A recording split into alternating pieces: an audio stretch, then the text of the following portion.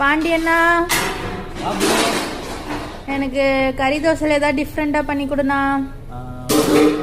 கறி தோசைல உனக்கு மிக்சிங் கறி தோசை பண்ணி தரேன். மிக்சிங்கா? ஆமா, ஒரு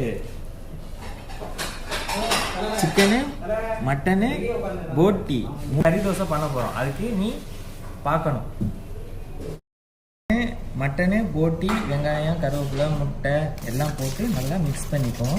ஓகே. நைட்டானா கனவுல வாரதிய, பிரைட்டானா யோசிக்கிற உன்னை பத்திய, மண்டையில படி பொண்ணும் ஏறலடி, அழகுல உன்னை மிஞ்ச ஆளு